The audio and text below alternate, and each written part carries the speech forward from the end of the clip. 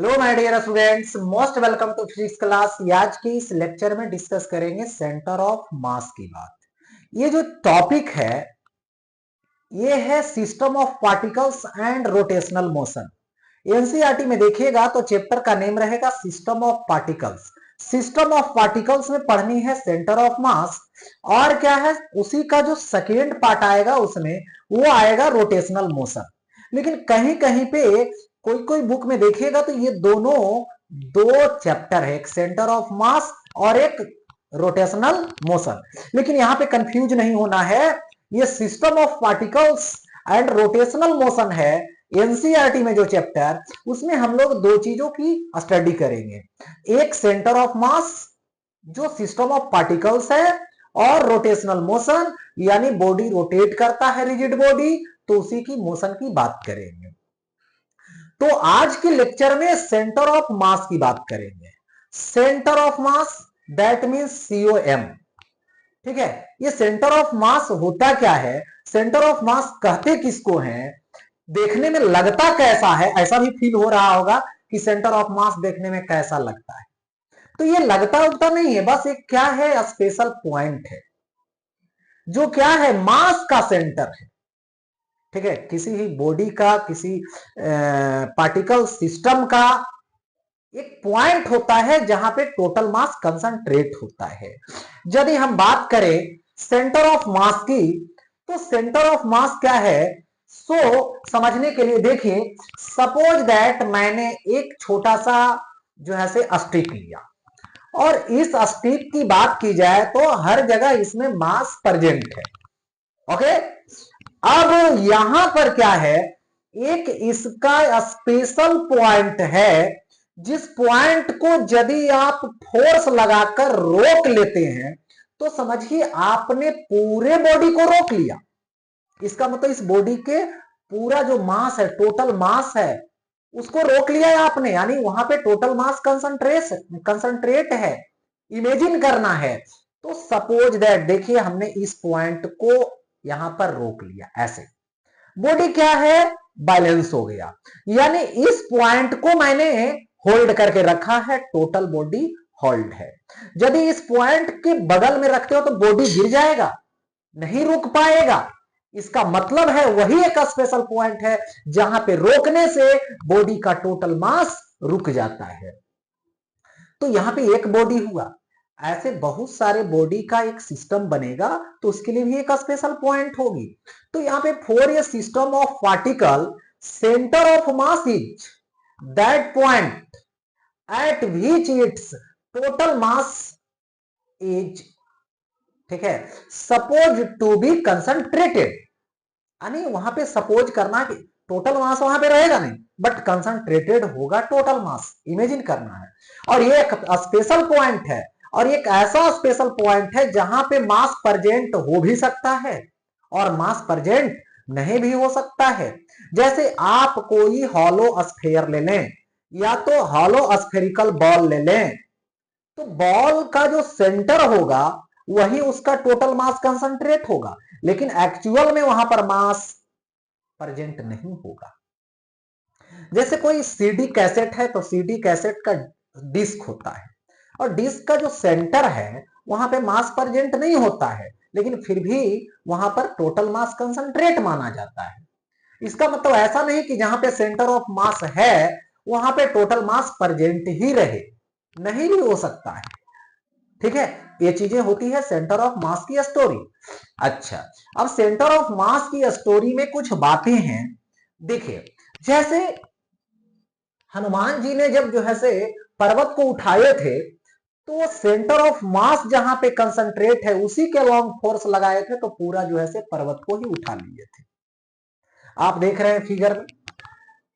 ठीक है, श्रवण कुमार जी जब जो है से अपने मदर फादर को तीर्थ की यात्रा पर लेकर निकले थे, तो उन्होंने भी क्या किए, एक तरफ और एक तरफ, देखिए एक जो है से सिस्टम अरेंज कर लिए, और बस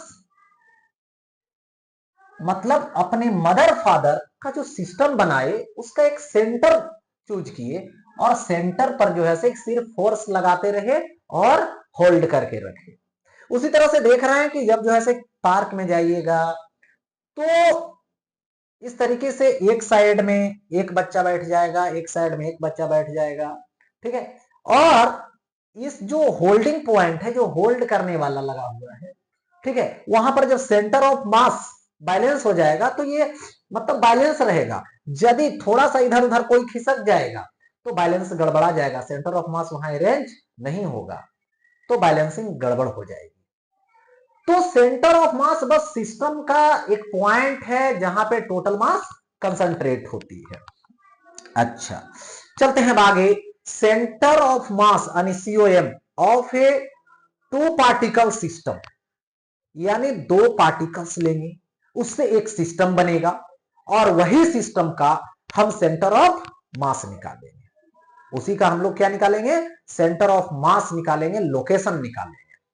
तो सबसे पहले देखिए, दो यदि पार्टिकल हो तो उसका सेंटर ऑफ मास याद रखें ऑलवेज ज्वाइनिंग लाइन पे ही होगा। जैसे आपने देखा कि ये सिस्टम है तो दो बॉडी का सिस्टम है, तो यहां पर centre of mass joining line पे है।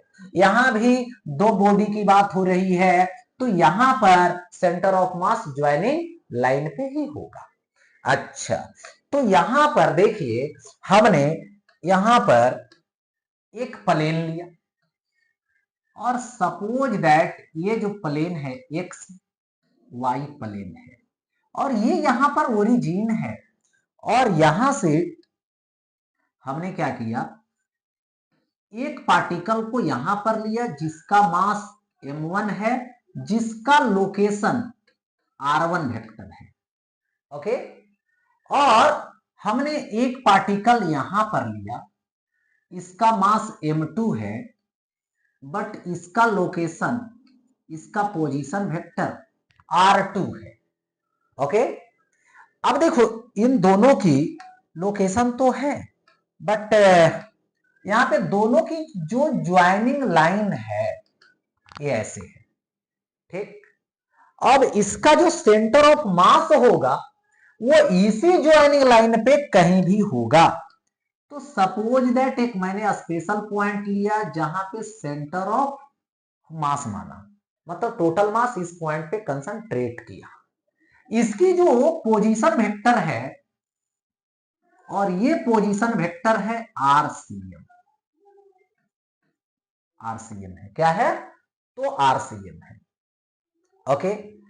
अब यहां पर समझिए, यहां पे जो RCM है इसकी फॉर्मूला होती है RCM is equal to M1 R1 plus M2 R2, okay, by M1 plus M2 होता है, ओके। यही हो गया यहां पर फॉर्मूला। बट ये आया कैसे ये समझनी है, इसको डिराइव कैसे करते हैं ये समझनी है। ये तो फॉर्मूला हो गया, RCM is equal to M1 R1 plus M2 R2 by M1 plus M2 होगा। चलो ठीक है, यहां तक मैंने माना। अब इसको प्रूफ करेंगे हम लोग। तो सबसे पहले देखिए, जब दो पार्टिकल का हमने सिस्टम बनाया तो यहां पे इंटरमोलिकुलर अट्रैक्शन फोर्स लगेगा, जो एक दूसरे पे लगेगा।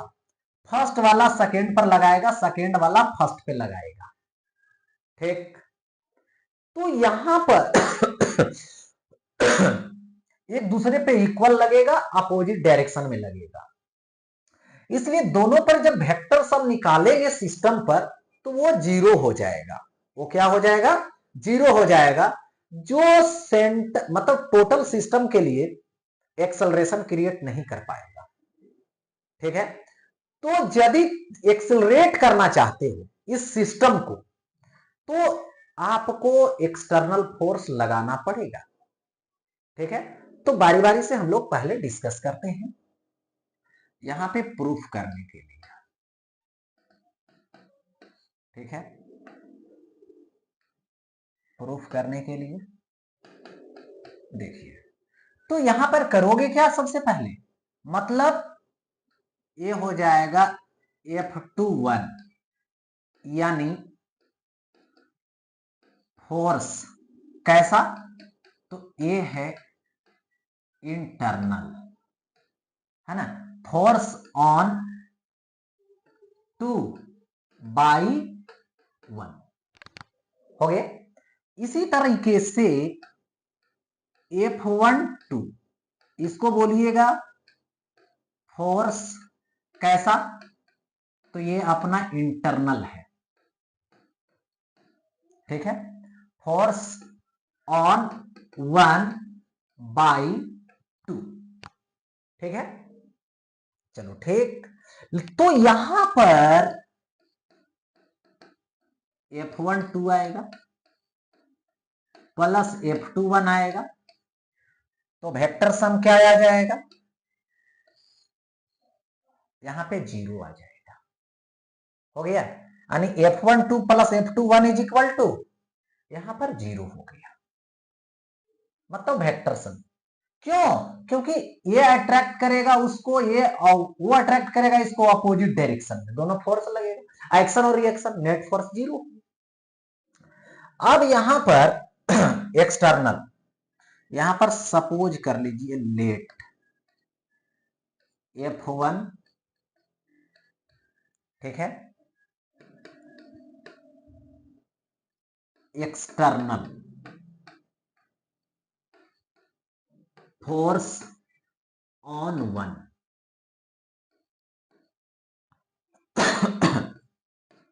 F2 external force on 2। अब इस पूरे सिस्टम पे टोटल फोर्स लेंगे, ओके। तो यहां पर देखिए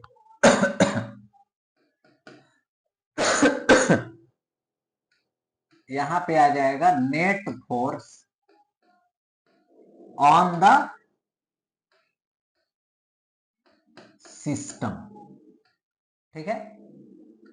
तो नेट फोर्स क्या आएगा, F0, यानी फर्स्ट वाले पे कितना फोर्स, 2, एक एक्सटर्नल और एक क्या, इंटरनल, फर्स्ट पे।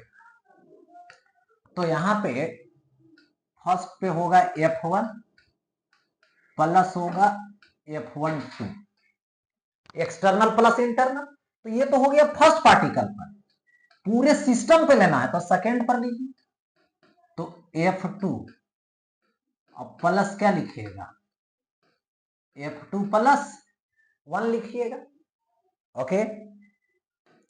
अब देखो यहां से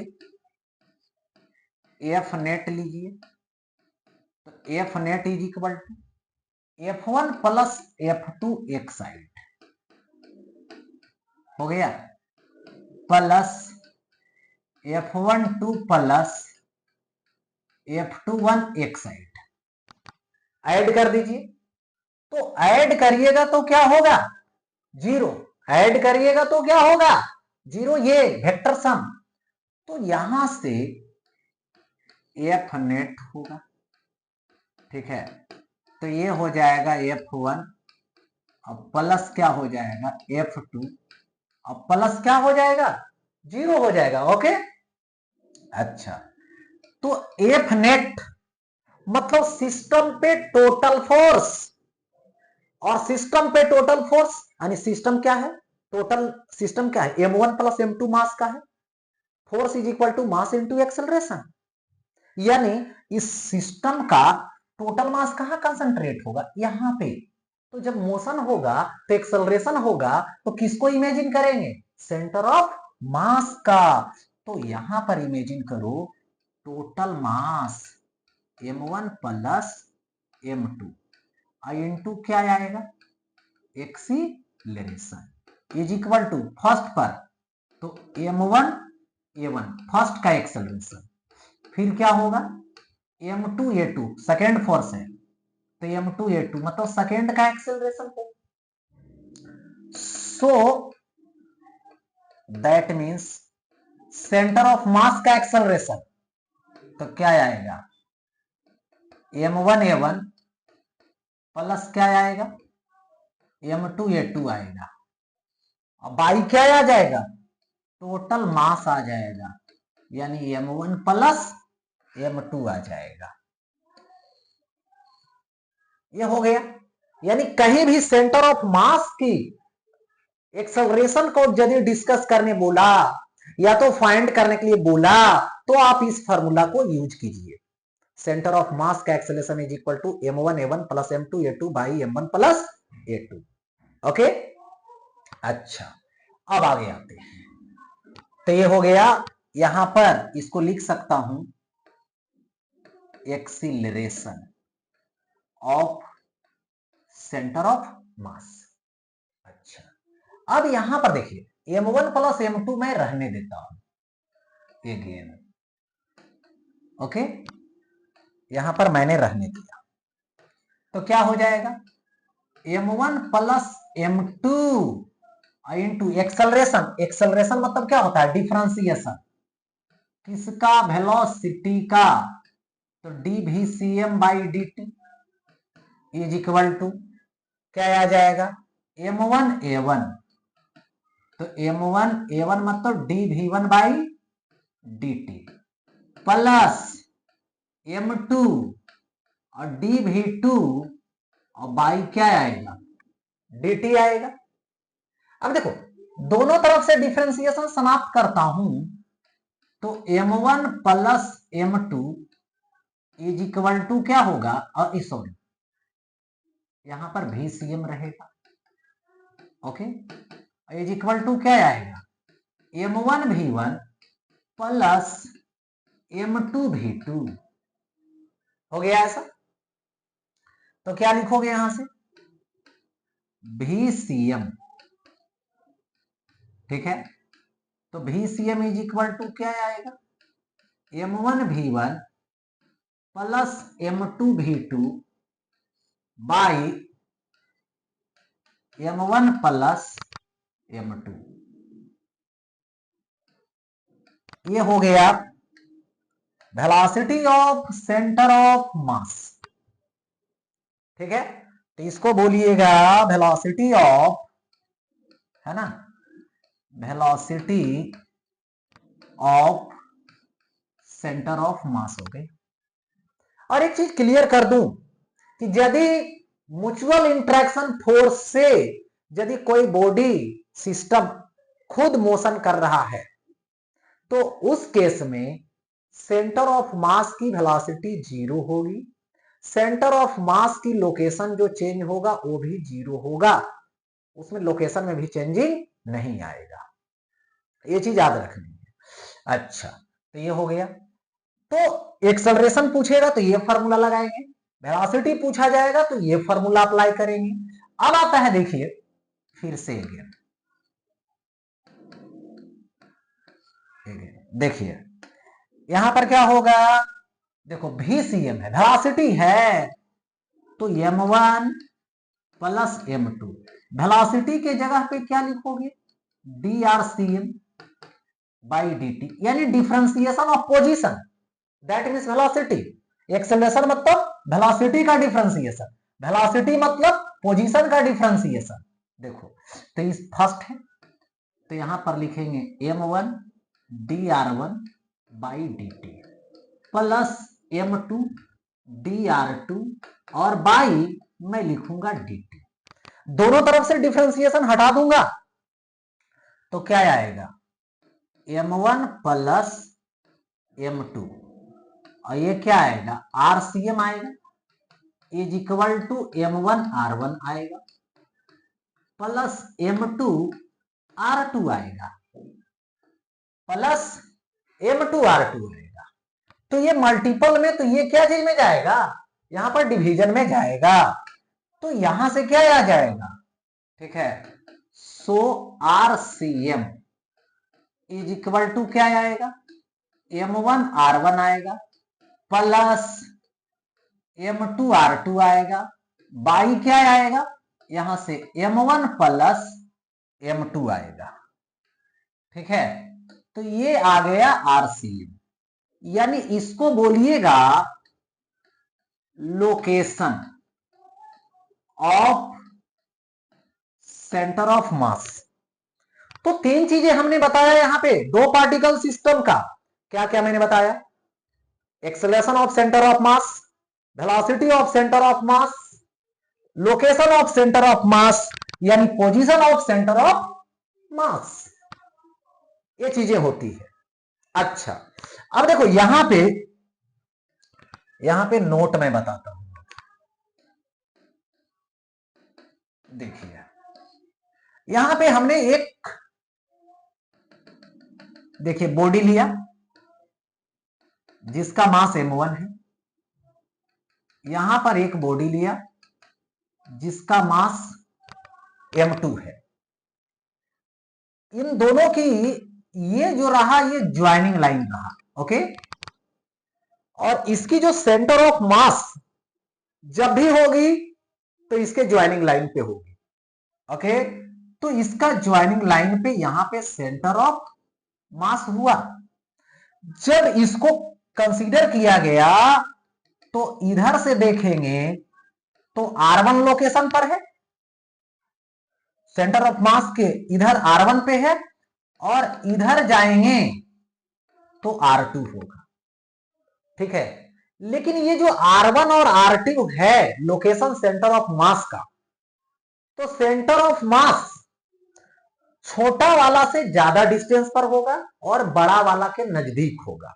सपोज कीजिए कि यहां पर देखो m1 और m2 यदि ग्रेटर है तो सेंटर ऑफ मास बीचों बीच होगा, मतलब उस समय R1 और R2 आपस में इक्वल होगा, ठीक है।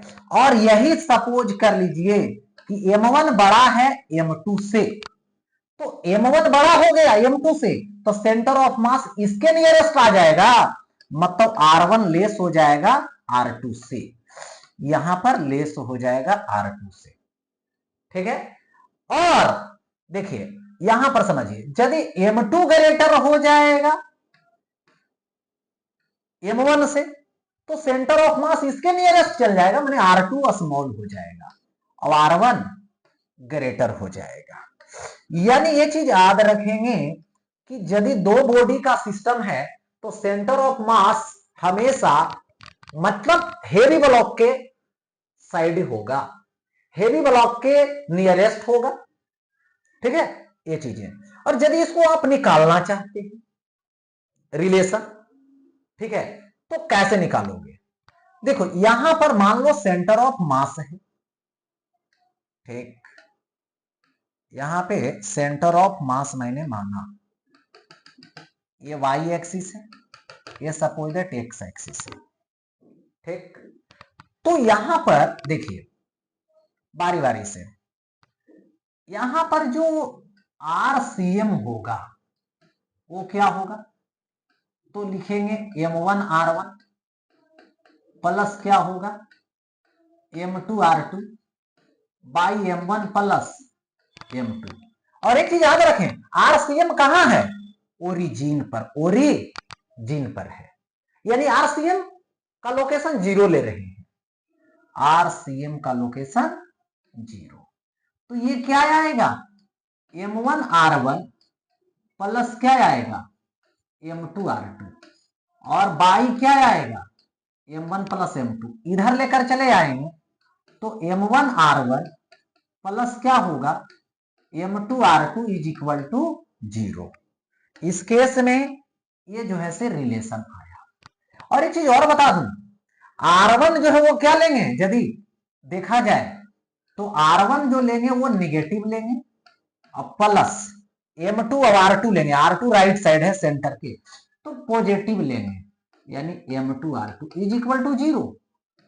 सो m1 R1 is equal to m2 R2।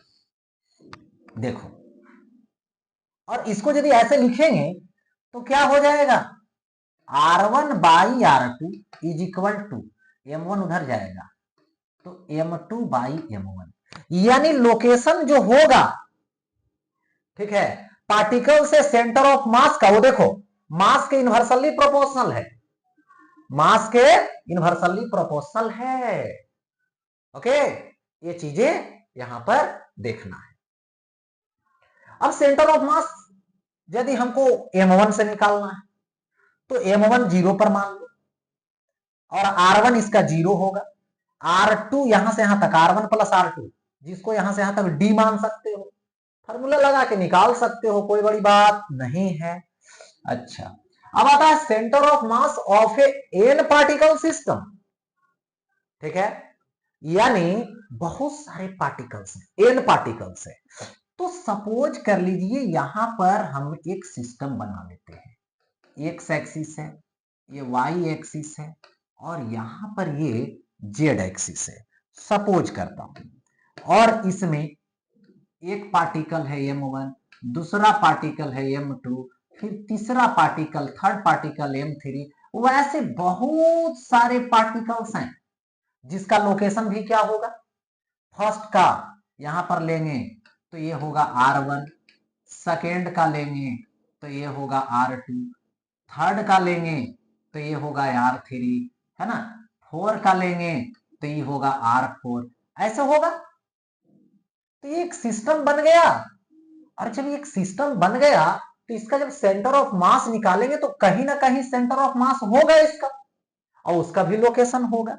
ठीक है, तो यहां पर सपोज दैट इसका सेंटर ऑफ मास है, और यहां पर इसका ये लोकेशन है। ठीक है, और यही लोकेशन हमें क्या करनी है, फाइंड करनी है। तो कुछ नहीं करना है ऐसे केस में, यहां पर RCM लेनी है। तो बस क्या करोगे, M1 R1 plus M2 R2 plus dot dot dot plus Mn Rn ले लीजिए, और बाई क्या कीजिए, टोटल मास से डिवाइड कर दीजिए, M1 plus M2 plus dot dot dot plus Mn कर दीजिए। ओके, अच्छा, तो ये हो गया RCM। तो RCM जब लोगे तो उसकी 3 कोऑर्डिनेट होगी, एक्स में होगी, वाई में होगी और जेड में होगी। तो इस केस में यदि हम एक CM लेंगे तो कुछ नहीं करना है, M1 x1 यानी फर्स्ट मास लेंगे तो फर्स्ट कोऑर्डिनेट उसका x में ले लीजिए, सेकेंड ले लीजिए तो x कोऑर्डिनेट ले लीजिए, plus dot dot dot plus Mn xn, और बाई क्या हो जाएगा, M1 plus M2 plus dot dot dot plus Mn। जितना पार्टिकल्स रहेगा उतना तक जाएंगे। ठीक है, अब YCM, तो उसी तरह से M1 कोऑर्डिनेट Y1 लेंगे, M2 कोऑर्डिनेट Y2 लेंगे, plus dot dot dot plus Mn Yn। Okay, और बाई क्या लेंगे, M1 plus M2 plus dot dot dot plus Mn लेंगे।